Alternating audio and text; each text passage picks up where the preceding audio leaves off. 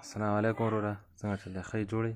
وعلیکم السلام روزانه، ته څنګه یې؟ صحت ښه دی؟ شکر الحمدلله. وروره دې لاسونه دې سوي دي، قصه راته وکړې، دا څه وجه څه شوی دی؟ دا وروره ګاز ډبه راباندې وچاودله، اول جمعې کې اول جمعې چې شروع شو ګاز ډبه راباندې وچاودله، د کورنۍ 10 کسان په شمول زه، موږ ټول وسوځېدلو، مخونه هم ډېر خراب شو، داسې پانه ډېر وځورېدلو، ولا ډېر تکلیف کې شولو.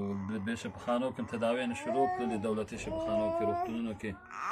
زه بیا ګزارې یې وکړله، دغه نه ډېر دغه نه پرې راغلي راپاڅېدو، خو ګرځېدی شو، خو هم داسې نه و چې لاس وروړی نه شم، بل څه نه شم کولی، کار مار پرې نه شم کولی، نو کور را په غاړه د ټول کور نښه بچیان مې دي او یو خپله 10 کسه. نو دا خو څه غواړي، څه خو کېږي، دا دوايي ده، ملخم شي وروره، ګولۍ شي د زخم، دا هېڅ وس نه لرم اوس.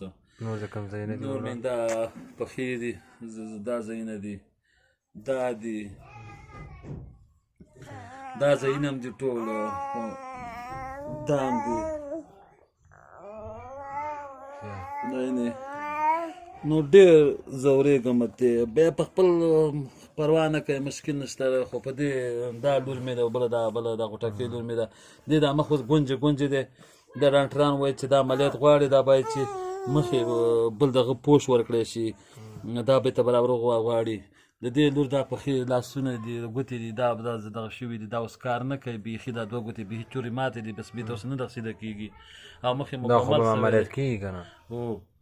او ستا یعنې ته څه غواړې د خلکو نه چې تا سره کومک وکړي، څه وکړي؟ دا لاسونه دې دغه دي، مخ دې داسې خراب شوی دی، ته څه غواړې خلکو نه؟ زه ټول نه دا هیله لرم چې موږ سره کومک وکړي او دا ګوتې مې روغې شي او مخ مې روغ شي، همدا هیله د ټول نه لرم.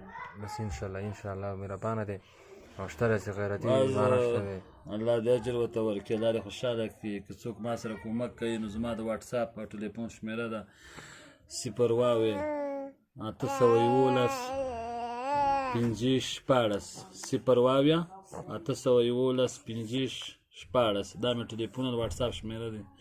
الله ربر پښتانه مې دا خواست دی ورو چې موږ سره کومک وکړي چې موږ په خپلو پښو ودرېږو او خپلو بچو د حلال رزق پیدا کړو، تاسو ته به الله اجر درکړي. انشاءالله.